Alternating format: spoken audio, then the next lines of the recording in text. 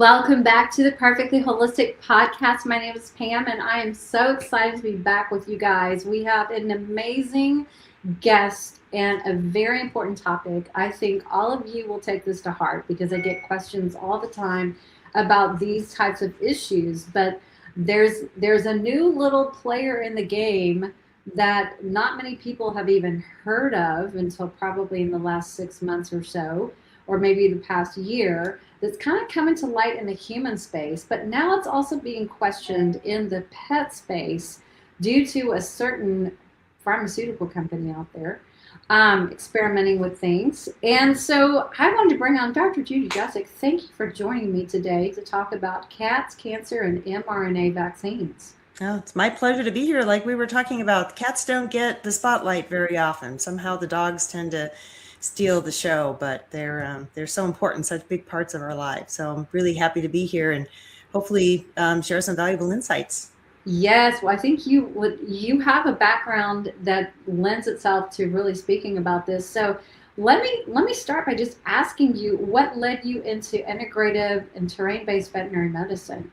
Yeah, so it was for sure an evolution for me. Like all vets conventionally trained. I went to Colorado State University back in the 80s, a whole lifetime ago. Yeah. Probably longer ago than some of your listeners or maybe even been alive. But it's given me a lot of years of experience. And, I started out conventional, but as time went on, I just started seeing, all these supposed advances in medicine, and pets weren't getting healthier. Pets were getting sicker. I'm seeing more and more chronic illness. And the way veterinary medicine is, you pretty much practice based on what the pharmaceutical sales rep tells you. And I think that's probably a lot of people don't realize that's how a lot of vets make their treatment decisions. It's based on the sales pitch from the pharmaceutical rep that comes in and buys the clinic lunch and says, here's this latest vaccine or this latest pharmaceutical, great new pain med, especially safe for cats. And your average vet, they say that, great, I just got that, that's what I can tell my clients. They don't investigate it themselves. They just believe the sales pitch. And the industry sort of set up that way.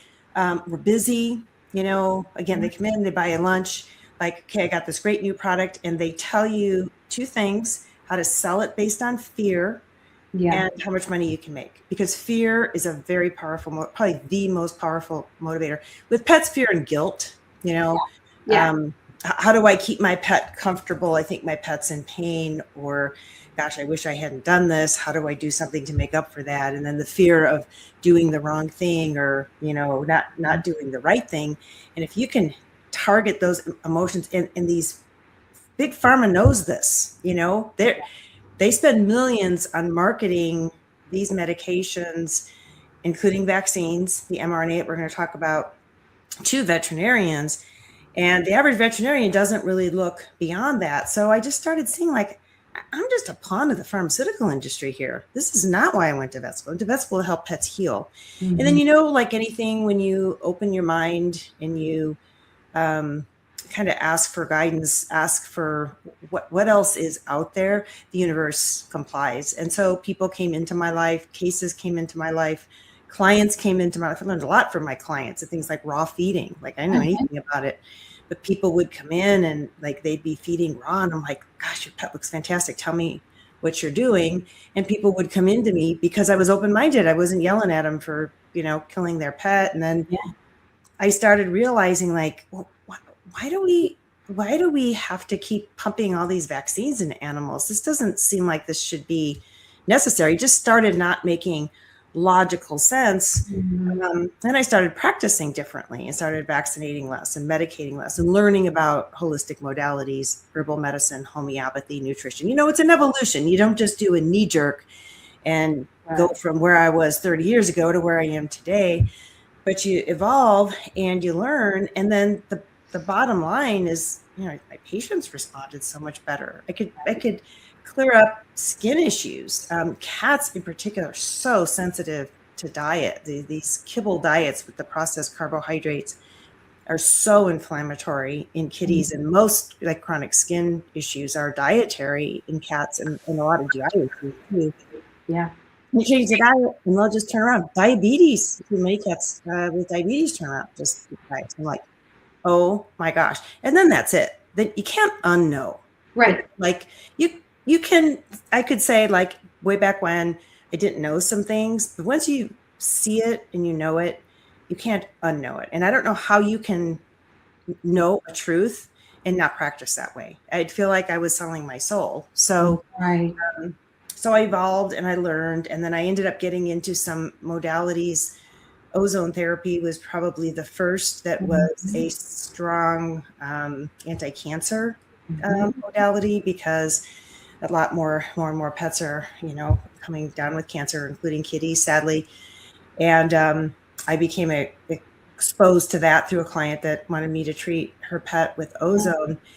And because of that, then I started attracting more cancer patients. So then I started learning more modalities, and kind of cancer became sort of a specialty because I was willing to take the cases on and practice some of the holistic modalities. But, when it comes down to health, as I've gone through these years of evolution and watching pets and watching my patients, when it comes down to it, health is really very, very simple. Health is the natural state of the body. We don't create health. Right. God made our bodies, our pets' bodies, perfect by design. We just need to stay out of the way. It's usually the medical interventions a lot of times that make them sick in the first place. Yes. And lifestyle choices, right? And lifestyles. Yeah. Just like us. It's just 4-legged versus 2-legged. Yeah.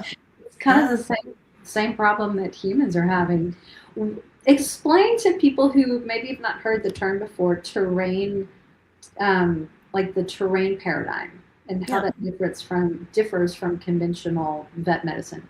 Yeah. So conventional medicine, they're typically targeting symptoms. A pet is limping. They want to fix the limp.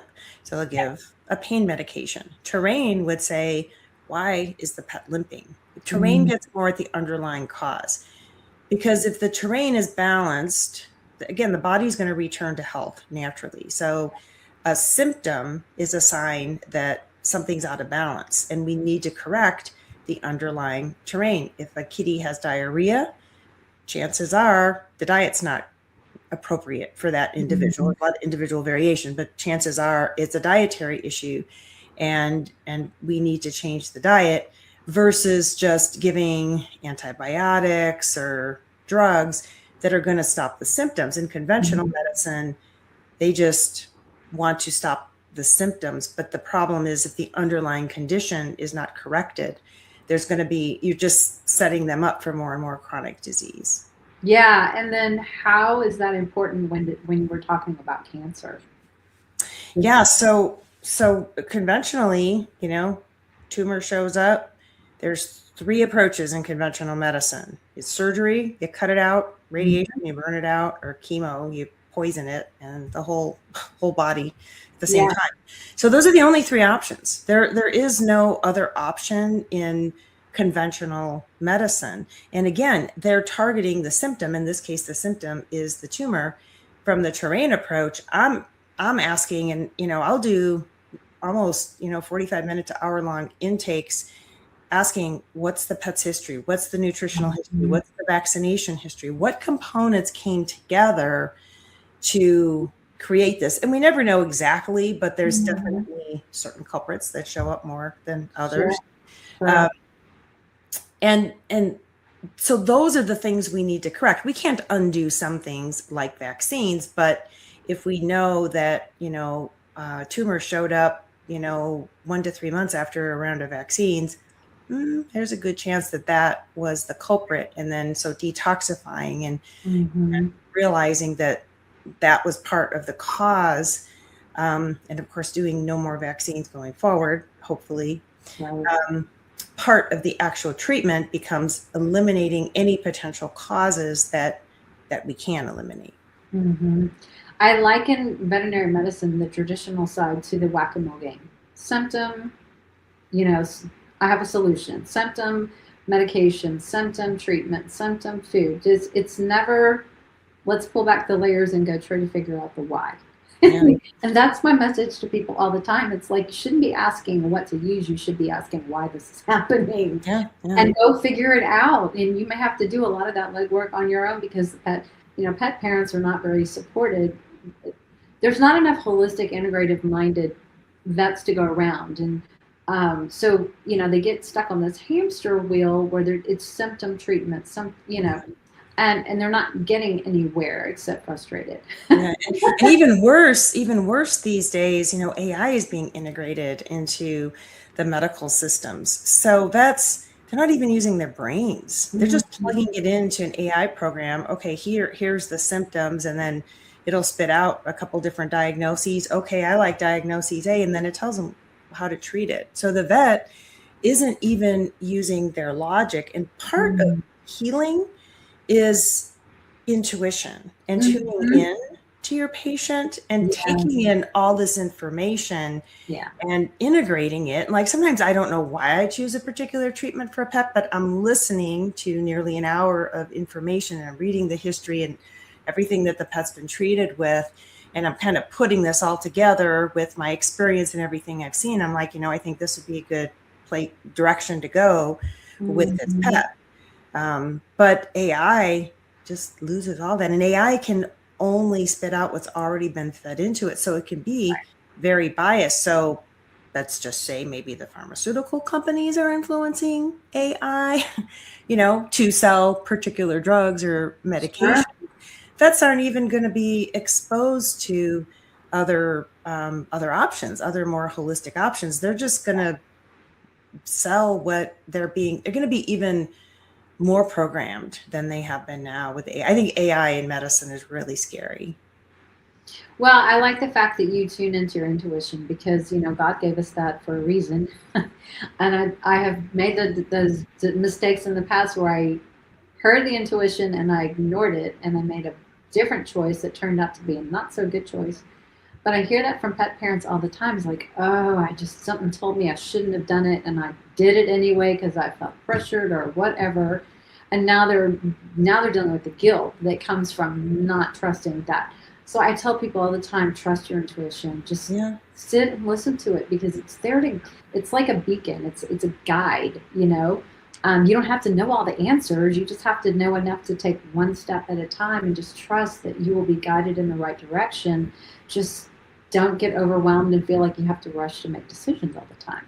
Right. And nobody knows your pet better than you do because you are with your pet. Yes. Into them. I always listen to what, the pet parents say or what their interpretation is. I may or may not agree with it always, but I always like to that's the first thing I ask a client when I get on a call is, tell me in your own words, what's going on? What are you seeing? How's your pet acting? How sick do you think your pet is? Like, forget about the lab results and all that. Got all that information. We'll circle back to that. But what do you see in your pet? And sometimes that's the most valuable information. And I hear the same thing. People say, I just knew in my gut that just wasn't the right thing.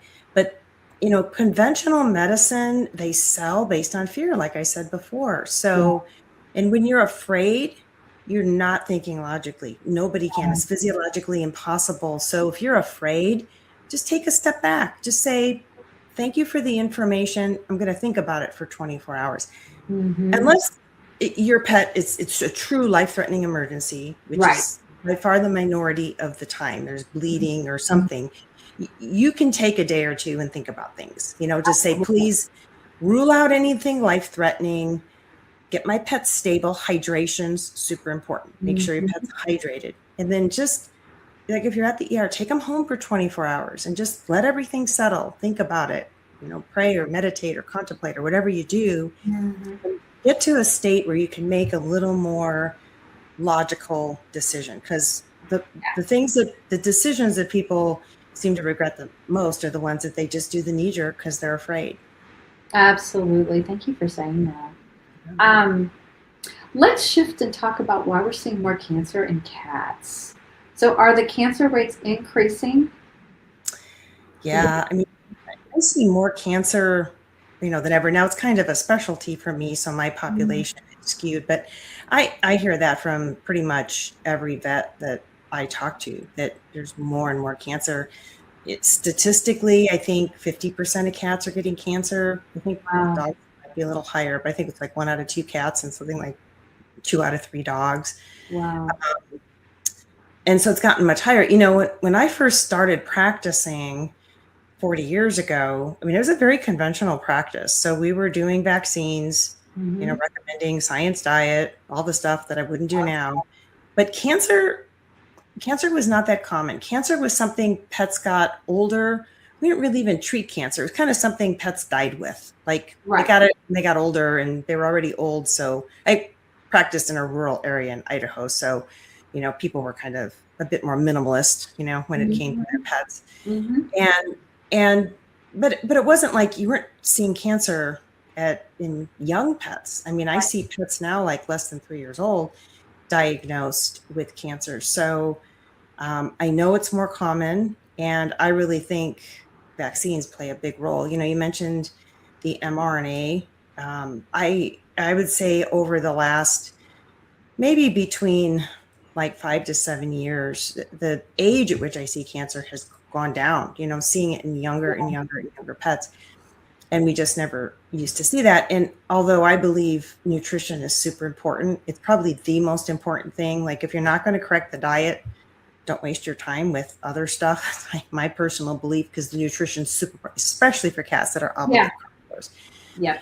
Um, but if you're talking an animal under 5 years old, you know, that you're like feeding a teenager, right? They could eat junk and they might not be as healthy, but they're not going to die of cancer. So when pets are getting serious illnesses at that young age, I really think it's the disruption caused by the vaccines. And not only do I feel like the vaccines are becoming more toxic, which I think is the mRNA technology. I mean, you have no idea what it's in these vaccines. They don't test them.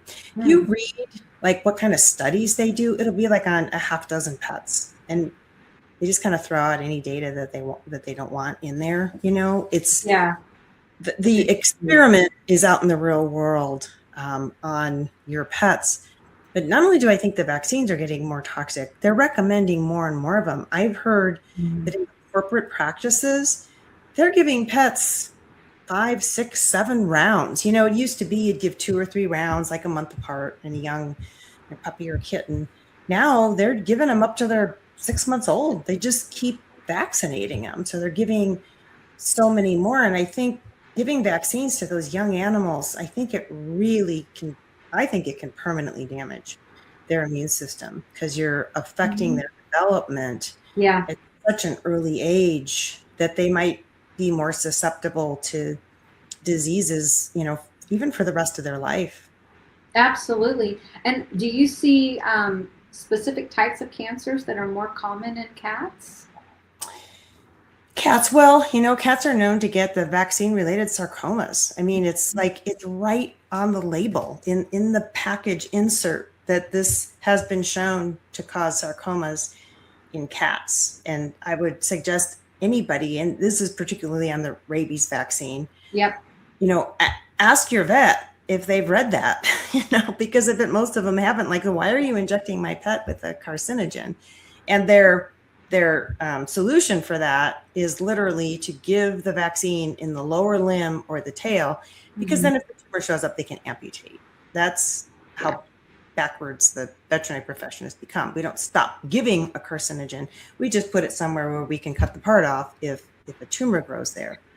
Um, so those are common, in internal, like intestinal, Mhm. lymphomas, sarcomas, like there's tumors of the like muscular wall in the intestines. Probably intestinal cancer Okay. tends to be a little bit more common in kitties. For some reason, their GI tracts tend to be touchy. They're predisposed to IBD, IBS. Mhm. And that's almost always diet too. Cats just do Yeah. not do a kibble diet. They're just not meant to eat it.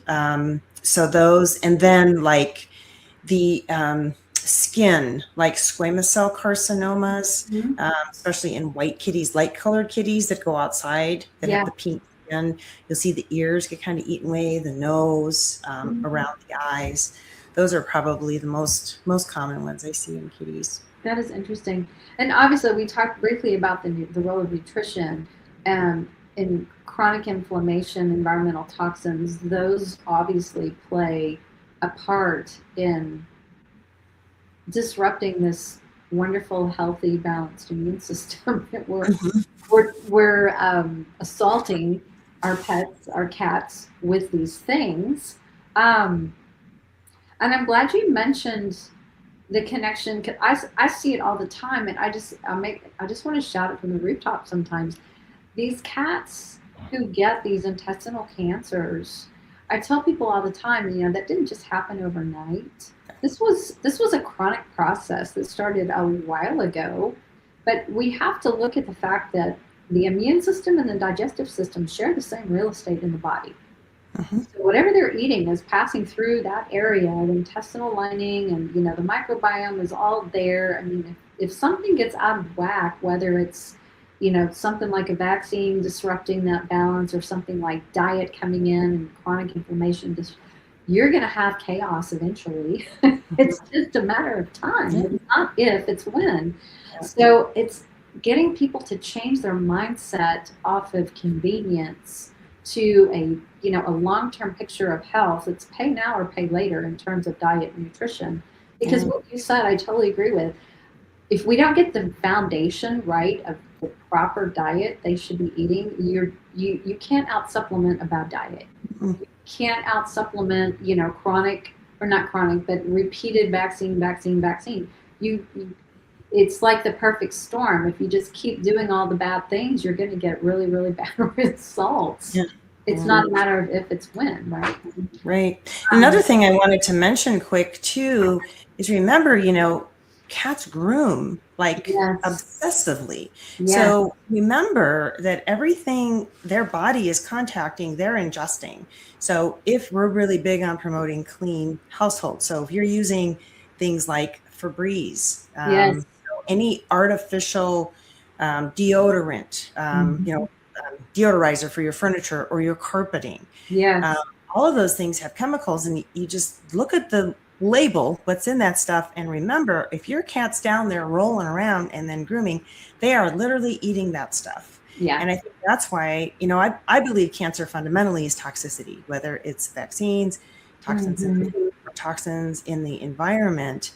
So you have to keep your household really clean, and it's hard to mitigate this completely, but just be aware, a lot of fabrics, you go buy a new couch, a lot of times there's flame retardants, there's a lot of chemicals on those things. So if your kitty has one spot they like to lay, if you can cover it with a sheet or give them a non-toxic bed, non-toxic bedding, Mhm.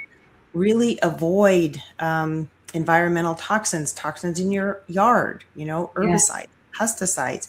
It's really super important. At least us, we go walk outside. We, usually have shoes on, not always, but we don't come in and lick our feet either. You Right. know, we're probably going to wash our feet before we touch them or something, so just to be aware of that, what's in your cat's environment. Because I've seen many cats get, abdominal ultrasounds for one reason or another. And they almost always say, oh yeah, the intestines are a little thickened.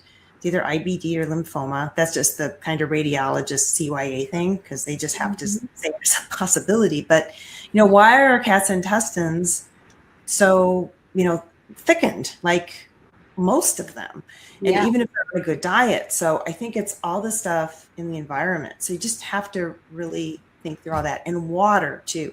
Mhm. Don't use tap water, use filtered water, or, spring water, or distilled water doesn't have minerals in it. We use reverse osmosis water here, but we Mhm. remineralize it too. So Yeah. really think about environmental toxins, because that's really what I think cancer comes down to, is toxicity.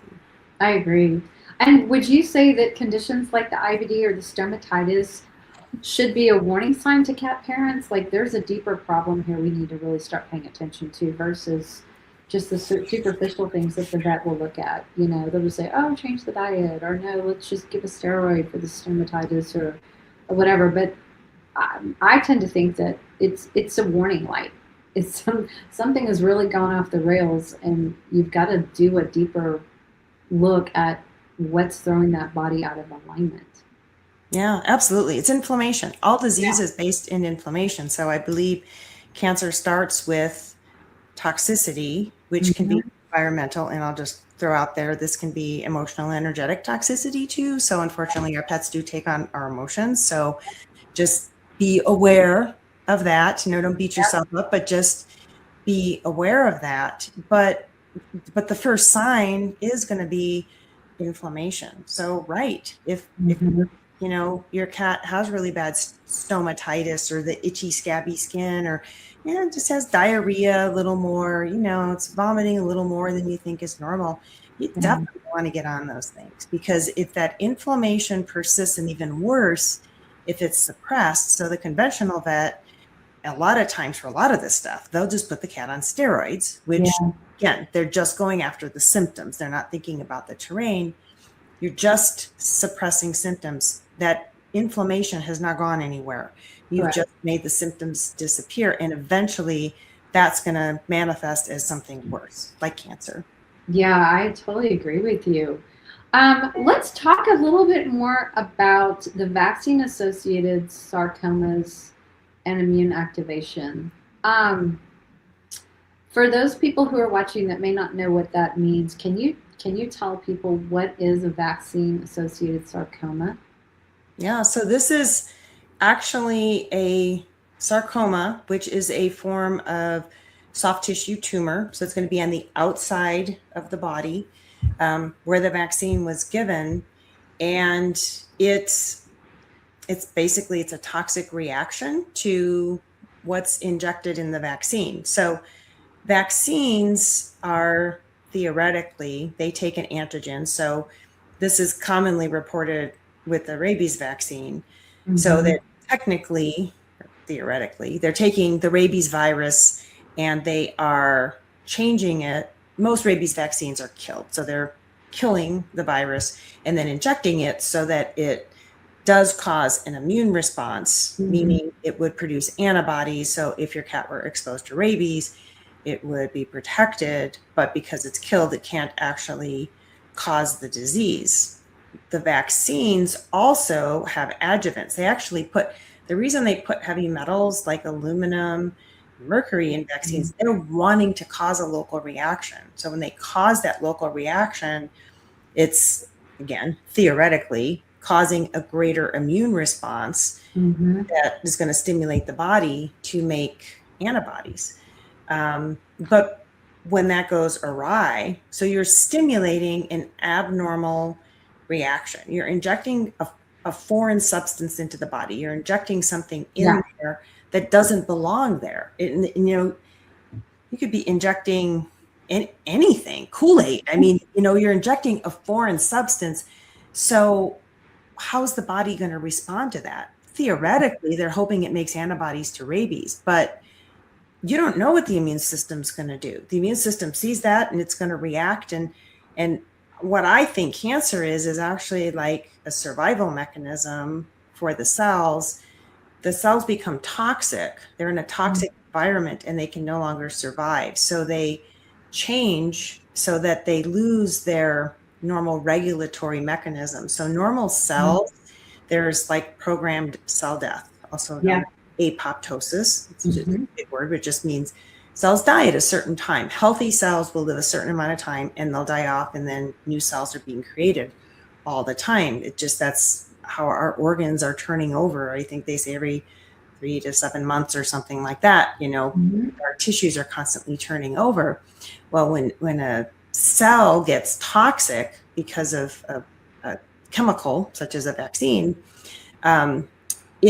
it is able to escape those controls. So it can grow, as we get tumors, it can just grow out of control. Yeah. Invade other tissues. No other tissues, like in your body, like your liver doesn't invade your spleen, and your spleen doesn't invade your kidney. They all got their own kind of roles in the body and they stay separate. Well, tumors, can get very aggressive, like nasal tumors, like around the face can just invade right into the nasal cavity. So the cells develop these very abnormal behaviors.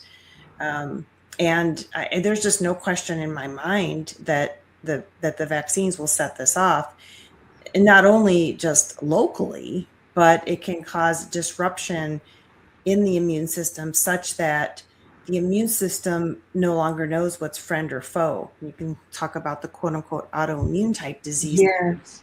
The body is reacting against itself. We talk about this a lot in gingivitis. Cats will have gingivitis, and eventually they end up losing all their teeth, or sometimes they're extracted because the gingivitis is so bad.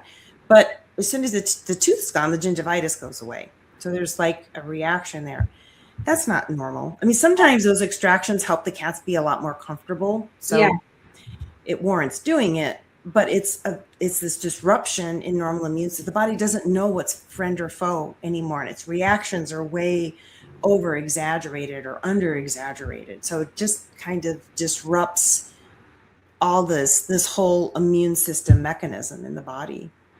Well, and I heard Dr. Will Falconer talk about this one time, and he said the way that we even use vaccines goes against how a normal exposure would happen.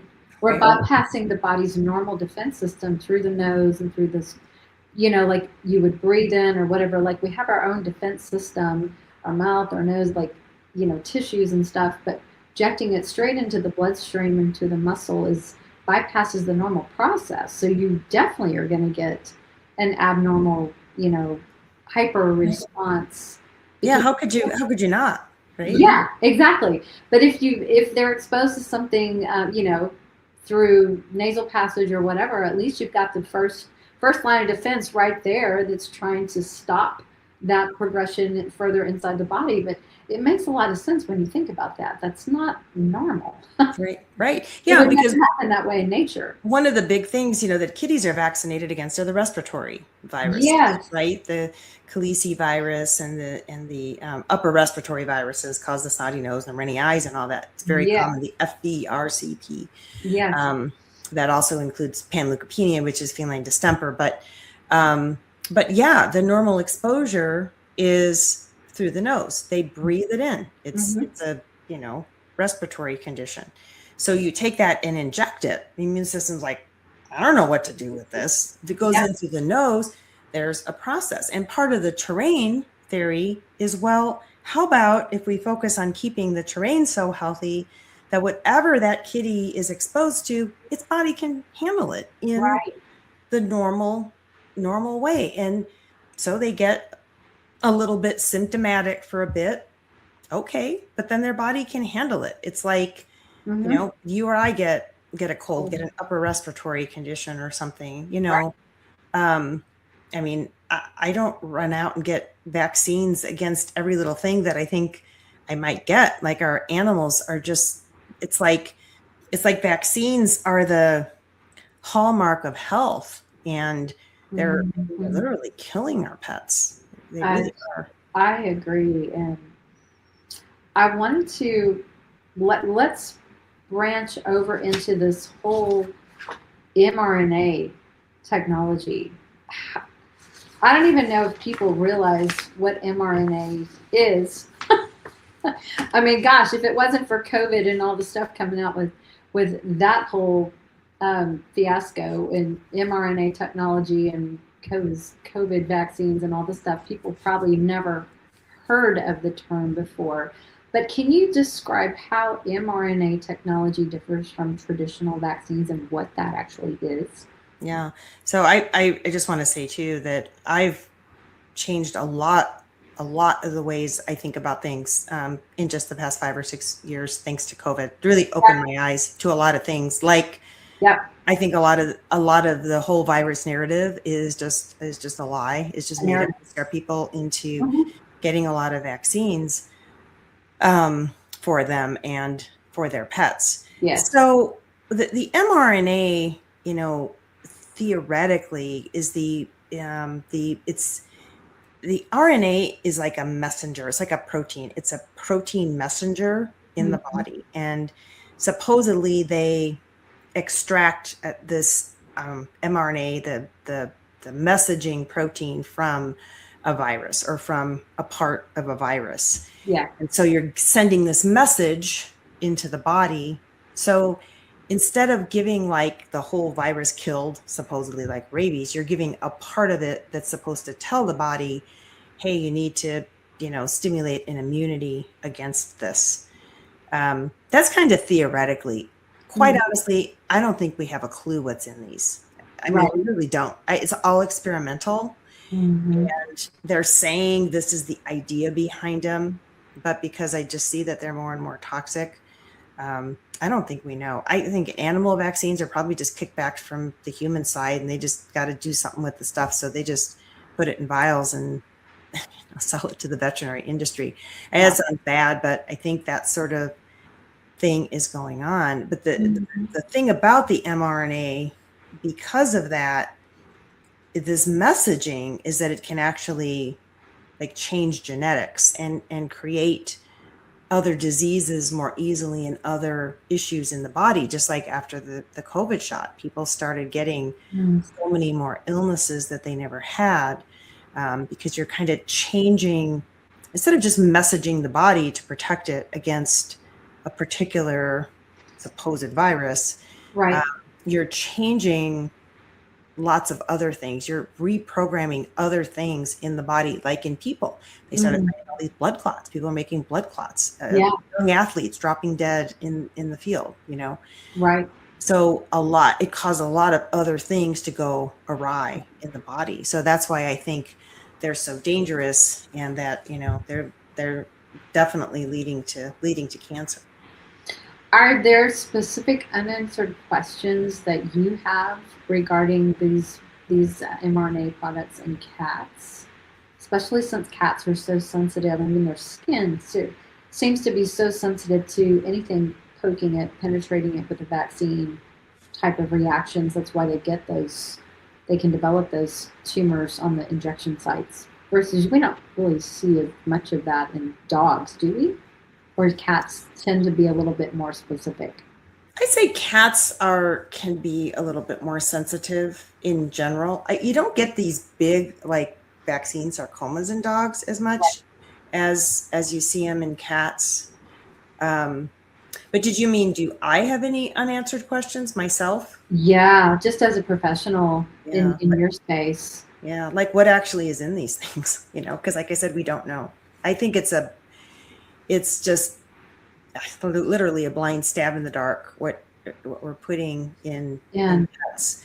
I think we just don't know. And I would encourage, what I encourage people, because I know it's really intimidating when you go into the vet and you're questioning things, and you don't want to question the person in the white coat, and you want to be able to trust them. But I think just asking questions like, hey, would you go get the package insert on this vaccine you're about to give my cat? And could we just go through it? Because I just want to make sure I understand all the potential side effects and potential risks. Yeah. Everything that's going into my cat. To me, that's perfectly reasonable. And most veterinarians, in most states, the practice codes in most states tell vets, not that you're supposed to vaccinate every animal that comes in your clinic, but that you're supposed to be providing informed consent, which means they're supposed to be going over this stuff with you. And I would invite people to go, you can go online,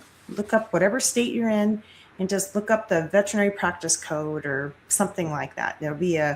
There's a organization, the state board. Every state has its own state board that licenses the veterinarians, and they're going to have a practice code and the laws, and there will be a section in there on vaccines, and read it and see if it says in there anywhere that it's illegal for a veterinarian to work on a pet that doesn't have a rabies shot, because that's what people are being told. They have to have the rabies shot for people to work on, and that I'll lose my license if I don't. I know vets are telling people this because I hear this all the time, and it's a flat out lie. It is a lie. It's a flat out lie. And you can arm yourself. Just go look up the lie. So, well, that's funny because I looked up online and right here, have you read this practice code? It just says right here, you're supposed to be giving me informed consent, and we're supposed to be talking about my pet's health and their lifestyle, and then discussing what vaccines may or may not be appropriate. Right. And just put that out there to them. I mean, people want this to change. It's up to the pet parents. It is not going to happen in the profession. I'm sorry to say, I just don't believe it. Agreed. There's so few vets, even vets that are more holistic, that really let go of things like the vaccine narrative. Mm-hmm. It's going to have to come from changing the demand and putting this stuff in front of the veterinarians. And I'm sure there's some, good there are other, good veterinarians out there. I guess I consider myself a good veterinarian because of the way I practice is the way I believe in. But sure. So I tried to be critical of my colleagues, but some of this vaccine madness is just crazy. It's just crazy. And bottom line is, I really believe it's killing the pets, and we just need to move away from it. And the way that's going to happen is if you change the demand and you go in there and you start questioning them. And I think you can do it in a way that's not confrontational. Right. Say, hey, could we go over this package insert? And even, so they'll say, one of the things they say is, well, I have to do this to protect my staff. It's a safety issue that, all of our patients are vaccinated, especially for rabies. Well, even if you believed that vaccines are effective and that viruses exist and believe the whole narrative, you don't get instant immunity. So how is that protecting their staff if they're vaccinating your cat on the way in the door, and then they're going to do some procedure where they're worried, somebody might get bit? They're not automatically immune. I mean, if that was valid, you'd have to give the vaccine and then tell them to come back in 2 weeks when they actually built an immunity. So the whole narrative, none of it makes any sense. Well, correct. And I always tell people this: it's like if you have an indoor cat who's never been exposed to rabies, how are they supposed to give you rabies when they do a dental? Right. Exactly. Because that's the excuse I hear all the time. They won't do my cat's dental without the rabies vaccine. I'm like, well, why the hell not? Because your cat doesn't have rabies. How can they possibly give them rabies? Right. It doesn't there's zero logic to it. And I wish more people would call them on it, because then they would stop doing that. Yeah. But people just don't know. It's not their field. They don't wear the white coat. They didn't go to medical school, so they don't know the questions to ask. But the other thing that you and I have talked about is the fact that the vaccine insert says for use in healthy animals only. Mm-hmm. And knowing that this rabies vaccine can cause sarcomas on the injection site. And if that's the case, why are vets going against their oath not to, they take an oath not to do any harm, but yet you're putting in these poisons and you're vaccinating sick animals when they walk in the door before you even look at them? Well, that's malpractice, in my opinion. Yeah. You're not following your oath, number one, and you're definitely not following the recommendations on this product from the pharmaceutical company, because they indemnify themselves. They're trying to protect their own asses. Yeah, right. Being sued and whatever, because they're like, oh no, we put it on here. Didn't you read the insert? This is what it says. And most states don't actually even have their own rabies laws. They will say vaccinate per the recommendations of the vaccine company. So if you're not following those instructions, it is malpractice. They are going against their own state board. Instead of, they're saying, well, I have to do this or I'll lose my license. It's actually the opposite. They should be losing their licenses for indiscriminately vaccinating pets. I agree 100%. As we bring this to a close, this is so fascinating. I could talk to you for hours. I'll come back. Yeah, we can definitely do another show. What are the biggest things that cat parents can do to strengthen their cat's immune system? Yeah, so diet is so huge. So cats are obligate carnivores. I don't know how much you talk about nutrition on your podcast, but anybody that does holistic stuff in cats usually talks about nutrition. It's huge. any, kibble type diet is 50% carbohydrate, and it's highly processed. So you're basically giving them the nutritional equivalent of a sugary breakfast cereal, like Fruit Loops or something. Mm. And cats, I mean, because they're obligate carnivores, they're so sensitive. You give them those processed carbs and they immediately start to get inflamed. So we talked about the gut stuff. Diabetes, cats get type 2 diabetes a lot, where you can reverse diabetes in cats sometimes by changing the diet.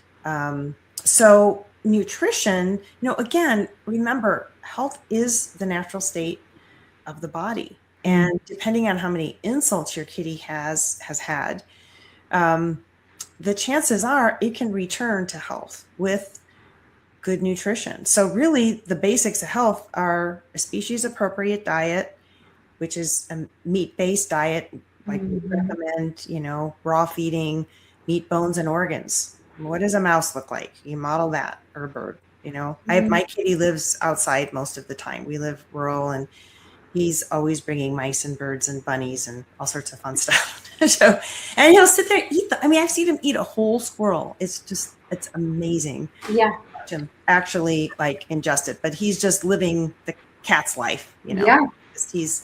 He's got it made. That's the natural diet for a cat. So if you're going to be buying a commercial diet, you want it to model that, and then minimize toxins. We talked about environmental toxins. Heartworm disease really isn't a big issue in cats, so I don't think that's pushed too much. But the flea and tick products, those are neurotoxins. Don't use any of them ever. And I'll tell you, the healthier you keep your cats, then the less inflamed they are, the less they will attract the bugs. And if the cats are, primarily indoors, they're not going to be as susceptible to that. But on our website, we have a resources page, and there's a home treatment section, and we've got a lot of little handy tips there. And we've got one on, it's called Keep the Bugs Off, on some natural cool treatments you can use for flea and ticks, keeping that off. So basically, it's supporting the body appropriately, and then don't poison the body, and just allow it to do its job. If your cat does get sick or injured, sadly, I don't recommend wellness visits anymore. I used to sure, take your pet in. I mean, I used to have an on-site clinic. People would come in every year. Sure. But all they do is talk you into more poisons for your pet. Or try to. So this is where pet parents, you have to make the effort to become educated. That's why I love podcasts like this, because people need to feel empowered by having the right information, so they know how to best take care of their pet, and they don't have to go into the vet to have just do basic wellness care. You can do that at home perfectly well. Feed them correctly and don't poison them. It's really simple. And then if you do have an emergency, your kitty gets hurt, or you're really concerned, you think it might be a life-threatening emergency or something, go to an ER. Most emergency clinics will not push for the vaccines, and you can say, got another vet I deal with for that. Let's just deal with this matter at hand. They don't sell the vaccines, so they're not as likely to push it. And then just do that if you need something.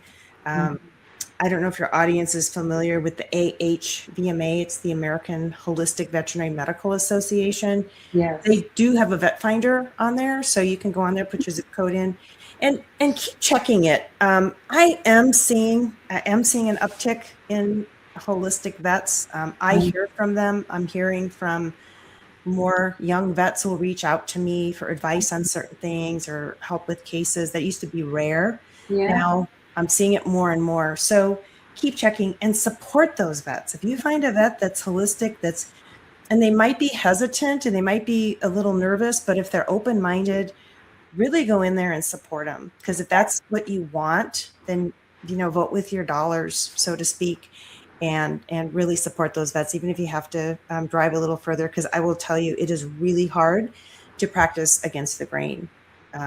I'm old and crotchety, and I really don't care what people think of me anymore. But young vets, the younger vets, they're going against how they were taught, and they really need support. So if you do find any veterinarians willing to kind of step outside the box even a little bit, really support them. That's really important.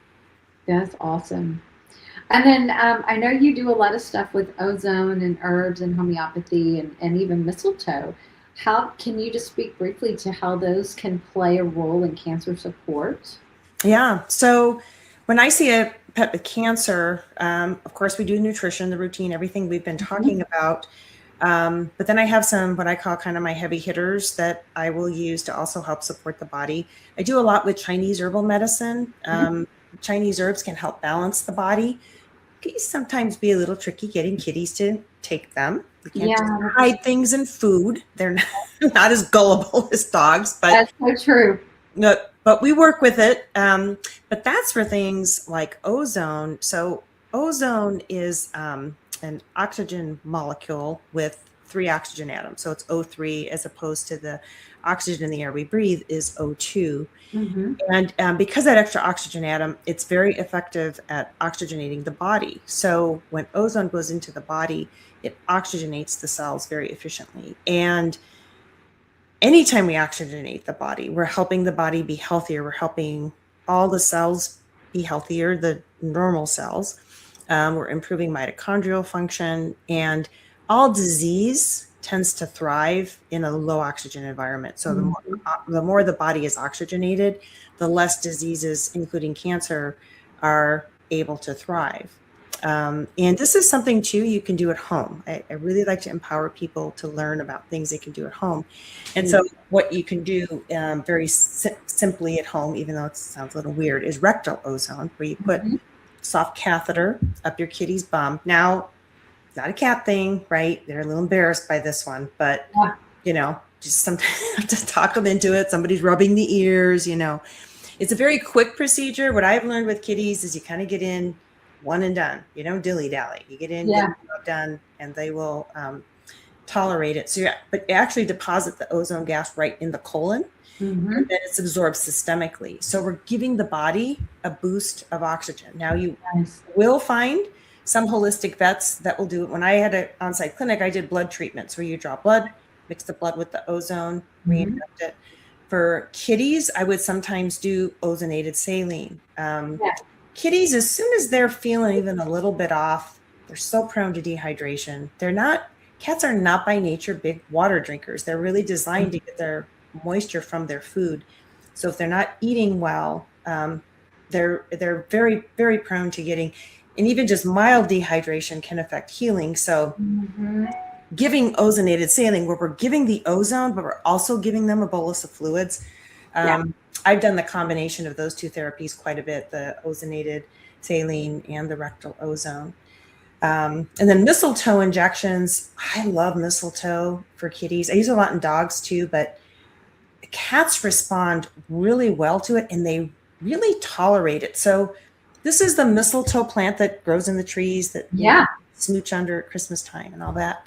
So it's very interesting because it's actually a parasitic plant that lives off of the tree's resources, very much like cancer does on its Interesting. But it's been used in human cancer patients for over 100 years, mostly in Europe. So there's a lot of data on the human side, and it does a couple things. It's immunomodulating, so it helps support normal immune system function, but also reduce inflammation. So it balances the immune system. So it's helping the immune system do its job, but not letting it get out of control, which is what can happen when we have chronic inflammation. But also has direct anti-cancer properties. It actually can kill cancer cells, and it's an injection you give underneath the scruff of the neck, just kind of underneath the skin here. I send it out to people. Something you can easily learn how to do at home. And some pets will run part of this immune response. Is that they'll sometimes run a slight fever, which is not dangerous. But we don't want the pets to be uncomfortable. So what we do is we start with kind of a low dose, and then every week we're kind of, a little bit, And we take people right there. I send videos on how to give the injections, and we do a lot of education to help people get started doing that. But cats very rarely have adverse reactions to the mistletoe. I've seen a lot of cats get on very high doses, higher doses than like a big dog would be on. They just tolerate it really well. And we don't have to get them to eat anything, you know, in their food. Getting cats to take herbs, pilling cats, I mean, Forget they're it. not as gullible as a dog, you know. A dog, a piece of cheese or a little piece of hot dog, and you hide anything, right? Yeah. Not, No, cat. No. we want to make treatments not stressful. So just giving Yeah. that little injection 3 times a week is a powerhouse when it comes to cancer, and cats tolerate it really, really well. So I really love mistletoe in cats for cancer therapy. That's amazing. I do have a client in France who used mistletoe therapy with her cat. Oh, interesting. First time I had heard of it, Mm-hmm. but she works with a holistic vet and a regular vet over there, and I think it was the holistic vet that pulled out the mistletoe and said, we're going to use this, and it was, yeah, he's in remission. So that was just one of the many tools. She used the ozone as well, but Yeah. yeah, it's fascinating. Just, you know, the things that come up that maybe have been suppressed or hidden over the years that, you know, now they're popping up on the radar. It's like, oh, let's try this. It's, you know, all this. Yeah. It's so cool. And it's all safe. You know, nothing that Yeah. I do is going to harm the pet, like, you know, Yeah. radiation. Mm-hmm. There's so much we can do on the holistic side to help them. So I think that's a real important, you know, message for people. If you get the big C diagnosis, it's very scary, and Yeah. they will really scare you on the conventional side. You know, your pet only has a month to live and all this, but on the holistic side, you know, unless your pet's like really down and out, there's always something we can do. There's always hope. And so Yeah. we always jump in and we try, you know. It's amazing how they can respond sometimes. Absolutely. Before we wrap up, I want to just give our viewers and listeners just a little bit of empowerment. I like to give people tools and just things to take home and think about. But what is it that gives you hope about the future of feline wellness? I think what gives me hope, number one, is that there's more and more podcasts like yours, and there's people wanting this information, and that the information is getting out. I guess that's the bottom line. Yeah. Because it is about the pet parents. It is not about changing the profession. And pet parents need to be informed so that you can go in and make informed decisions at the vet. And you need to be empowered. Your vet's working for you. Yeah. They don't have any power over you. You're paying them. And, you know, and the white coat might be intimidating, but getting educated, and the fact that now with the internet, I know there's a lot of conflicting information, so you have to be discerning. But what gives me hope is that there's just more and more information is getting out, and there's more and more podcasts, and people are getting more and more informed. I see, you know, like there's holistic groups out on social media now where people are really encouraging each other to, like, yeah, don't go to that, don't do the vaccines, you know. Yeah. You know, so I think getting that information out so that people are more empowered to make better decisions, that's what's going to change the profession. That is so true, because there is a saying, and I'm gonna screw it up, and I can see the person, but I can't remember his name. But he made a really important statement one time. He says, you can't change a system. You can't go in and change the old system. You have to build a new model. If you I know that one. Yeah, you have to make the old system. You have to make the old system obsolete. Irrelevant or obsolete. Yes. And I feel like we're doing that. I mean, the old system will always be Napoleon Hill. I think Napoleon. Yes, probably him. The Think and Grow Rich guy. Yeah, one of those guys.